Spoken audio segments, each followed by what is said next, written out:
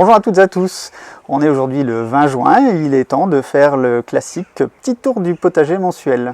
Alors vous allez voir, il y a quand même pas mal de choses qui ont évolué depuis le mois dernier, malgré la pluie qui tombe en quantité astronomique depuis un mois maintenant. Mais il y a quand même des légumes qui tirent leur épingle du jeu de ces conditions climatiques. Allez, venez, suivez-moi.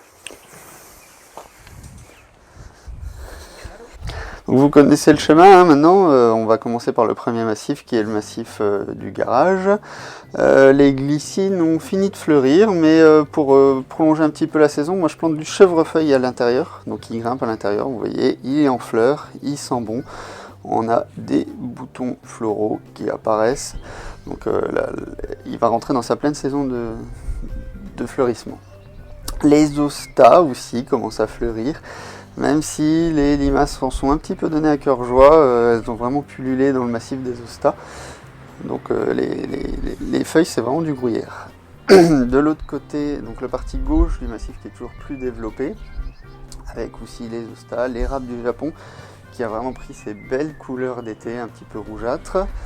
Les hydrangéas qui commencent à fleurir. De l'autre côté, il y a même déjà une fleur sur l'hydrangéa, ici, voilà. Derrière, vous voyez les digitales qui sont aussi en fleurs, la fougère qui est belle, et là, voilà, une limace prise la main dans le sac, en train de grignoter mes zostas. Voilà, les fleurs d'ostas aussi. Ah, je vous refais un plan sur la fougère vraiment jolie.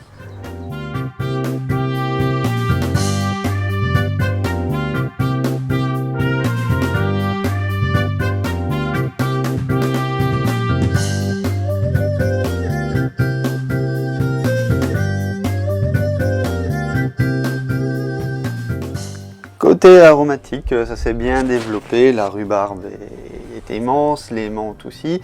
Par contre, un petit raté avec la coriandre qui a dû souffrir un petit peu de l'eau. Pour le reste, rien à signaler de très spécial, hein. Ça se développe très bien.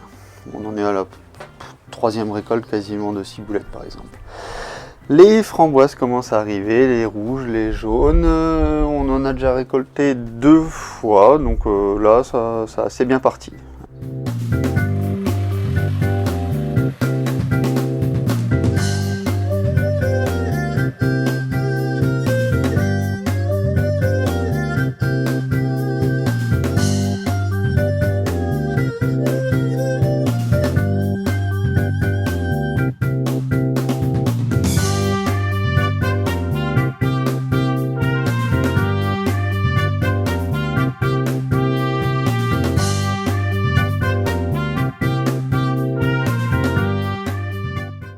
Les roses ont pas mal souffert de l'humidité, hein. Il y en a un qui se sont momifiés directement sur le pied, mais maintenant elles ont rattrapé vraiment leur retard. Surtout le rosier grimpant à l'entrée du potager, qui est énormissime. Pour les autres, j'avais un petit peu raté la taille en fin d'année, donc on va se rattraper sur l'année prochaine.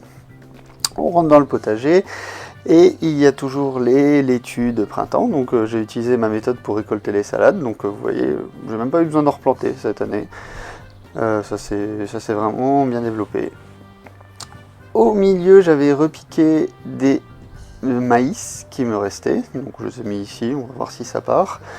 Là, du pois de senteur qui commence à grimper le long des tuteurs. De l'autre côté, on a les choux, avec le chou-fleur qui commence à se former.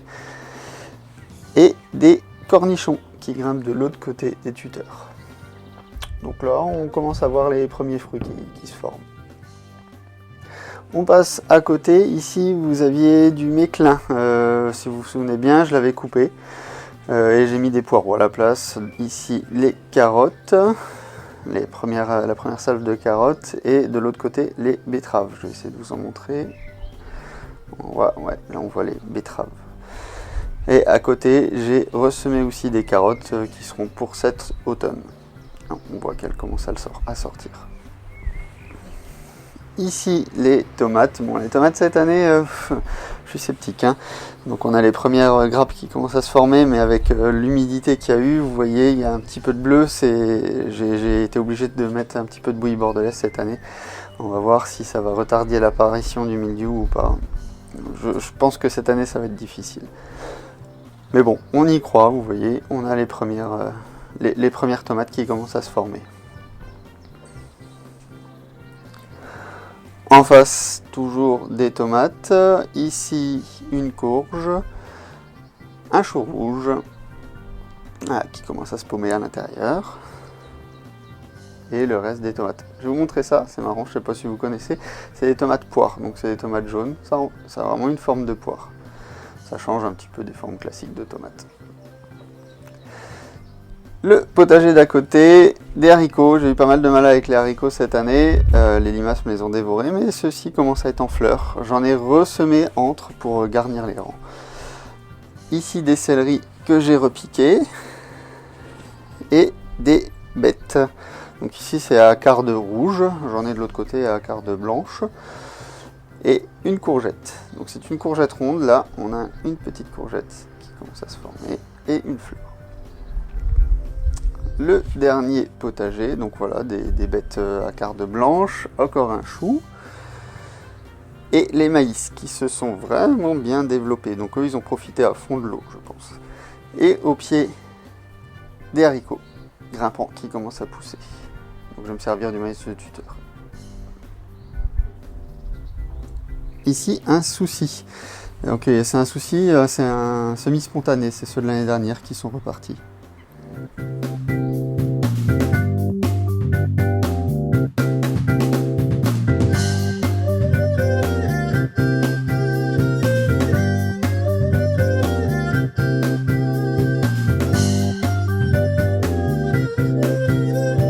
On va passer vite fait voir les fruitiers, donc les poires, les pommes sont toujours là. Vous voyez, elles ont même bien grossi, les pommes. Mais je commence à avoir un petit souci, c'est pour ça que vous voyez aussi un peu de bouillie bordelaise sur les fruitiers. C'est que j'ai des taches rouges qui apparaissent sur mes poiriers, donc c'est de la rouille, là vous les voyez sur cette feuille-là. C'est pas encore trop, mais l'année dernière j'ai vraiment eu beaucoup de problèmes avec ça, donc j'essaye de trouver des solutions. Là on en voit une autre. Si vous avez des solutions à me proposer, n'hésitez pas, mettez-moi les en commentaire, hein, ça pourra m'aider. Merci.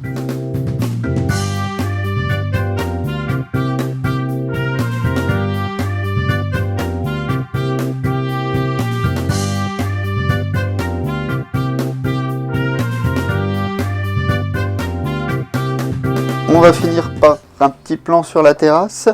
Donc les fraises qui arrivent, là les premières fraises rouges.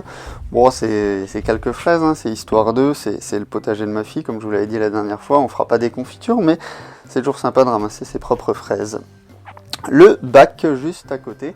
Donc là vous voyez c'est une vraie forêt. C'est les tomates que je ne taille pas, que je laisse grandir toutes seules. Donc on a des fleurs, il y a des premières grappes qui se sont formées derrière, c'est des tomates poires aussi, comme celles que je vous ai montrées dans le jardin. Ici, des concombres du Mexique, donc pour l'instant, je vois juste des tout petits fruits, j'attends que ça pousse, mais c'est pas très concluant. Et une aubergine avec ses premiers fruits. Il y a des fleurs, il y a des fruits, donc je pense qu'il va y avoir quand même pas mal de récoltes sur cette aubergine. Voilà, j'espère que cette visite vous a plu. Si c'est le cas, n'hésitez pas à mettre un petit pouce vers le haut, à vous abonner à la chaîne, à commenter ce qui vous a plu, moins plu. Et moi, je me repose un petit peu. Je vous dis à bientôt autour du potager. Ciao!